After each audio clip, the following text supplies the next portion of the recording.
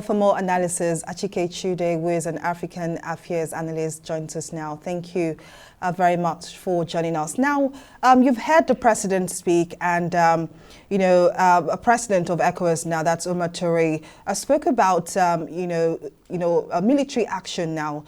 What do you think is going on? Because President Tinubu seems to be leaning towards diplomacy, while the ECOWAS president appears to be leaning towards military intervention. What do you think is going on? I'm struggling to hear you. Yeah, I was asking what you think is going on within the ECOWAS leaders now. You just heard about what the president has said. That's President Bola Tinubu. He has said that the ECOWAS, that's the regional bloc, should look towards, much more towards diplomacy. While President of ECOWAS, that's Omar Toure, says he has, the military now on standby for military action as regards, the coup in Niger Republic. So what exactly do you think is going on? Why do you think we're having this contradiction? It might not be dissonance on both sides. If the president is saying they'll pursue diplomacy, and then the president for ECOWAS is saying that they have the military on ground, I think they are just trying to pass a message. The message of carrot and stick. We are ready to negotiate, but if negotiation or diplomacy doesn't work, then we can use force.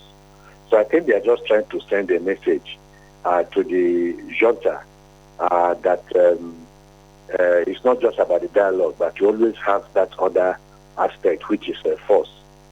They are hoping that the junta will respond in a positive way, and they give the dialogue a chance. So I don't think they're in conflict with one another. I think it's a game, a diplomatic game that they are playing, all going towards the same direction. At this particular point in time, they cannot afford to be speaking with different sides of the mouth. So like I said, I think it's in the order of things that what they are doing is that we are putting the diplomatic card on the table, and we're also putting the military option on the table. So you choose whichever one you want. I'm not sure that with what the ECOWAS president said, that they have the military on ground. I'm not sure that they have been able to mobilize the military on ground just like that, because there are so many other things that you need to put on ground, the logistics and all the other things that are needed, and I'm not sure that they've been able to do that. So what next should we expect from ECOWAS in its mandate to restore the ousted Nigerian president, Mohamed Bazoum? Look, the issue, we have always said that diplomacy should have come first rather than threat. Because with that threat, the junta, got entrenched, and they didn't want to be embarrassed because they feel that this is a free nation, it's a sovereign nation. Who are you to give them orders?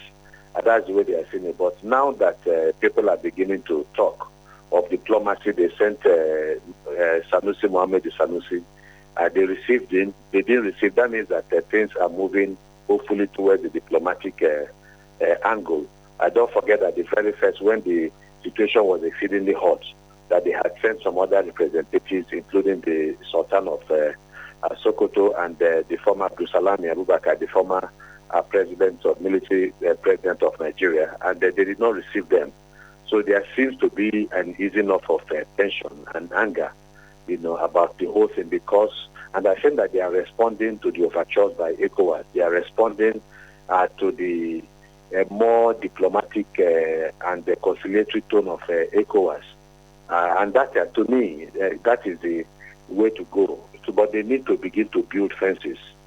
They need to begin to make overtures that shows that they are really willing to go along that path. So maybe when the discussion starts, then they will start talking about sanctions, and the trucks that ECOWAS are refusing to let into to enter Niger. So I think that is the way to go. Other things will unfold. But I'm not sure that ECOWAS really is prepared for military intervention. Definitely Nigerians are not interested in military intervention. I will not support the president and the government should they go into Niger. It's very clear. It's not just the northern parts of northern Nigeria who have a closer cultural link and affinity with Niger. But Nigerians generally, having seen where we are today economically, and security-wise, we don't want the country to commit to another war, outside of Nigeria. Well, indeed, Chude, African Affairs Analyst, thank you very much for your insight.